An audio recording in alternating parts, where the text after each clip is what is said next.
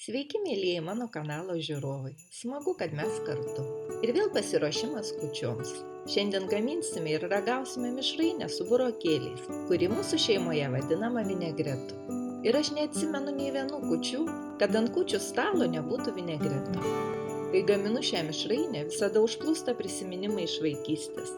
Kai už lango šaltukas, o namuose ypatinga kalėdinė nuotaika ir šiluma. Visus produktus, kuriuos aš panaudojau, ir pilną vinegreto receptą matysite video eigoje. O aš pradėjau nuo virtų burokėlių pjaustymo kubeliais. Burokėlius galima ir sutarkuoti per stambę tarką, bet mūsų namuose visi produktai vinegretui buvo pjaustomi kubeliais. Dabar eilė obuoliukams. Išimsiu obuolių šerdis ir nulupsiu žievelę. Nors mama obuolius pjausto, aš sutarkuosiu šiaudeliais per tarką, kuri skirta tarkuoti daržovėms, korėjietiškoms mišrainėms gaminti.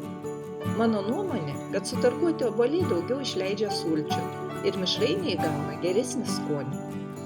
Geriausiai tinka aišku saldžiarūgščiai obuoliai. Bet jei tokių neturite, tai saldesni ir rūgštesni mišrainės nesugadins. Žodžiu, kokius randate namuose, tokius ir įdėkite. Svogūnus supjaustome kubeliais. Mano svogūnai neaštrūs, tai aš juos dėsiu mišrainę iš karto. O jei svogūnai aštresni, galima kelias minutės pamarinuoti citrinų sultyse ar obuolių acte. Virtos morkos ir bulvės taip pat bus supjaustytos kubeliais. Na, o aš gamindama vinegretą visada prisimenu vaikystę ir kūčias, kurių mes vaikai labai laukdavom. Kūčių vakarą mes vaikai visada rasdavome dovanų po eglute, bet aš laukdavau kūčių ne dėl dovanų, o dėl mandarinų, kurių būdavo mūsų namuose tik kalėdoms. Ir kvepėdavo jie kažkaip ypatingai. Dabar, kai tai pasakoju savo vaikams, jie nelabai supranta, nes mandarinai pas mus dabar ištisus metus.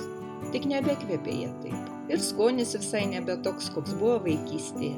O gal man tai tik atrodo, gal tai nostalgija.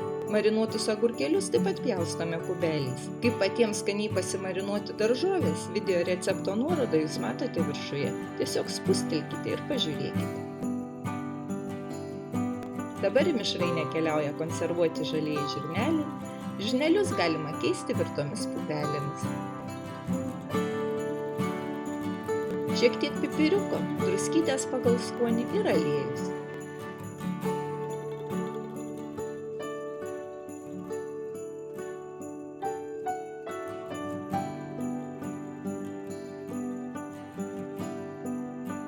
Viską gerai permaišome ir leidžiame pastovėti 2-3 valandom, kad mišrainė įgautų burokėlių spalvą ir tikrą skonį. Gero apetito!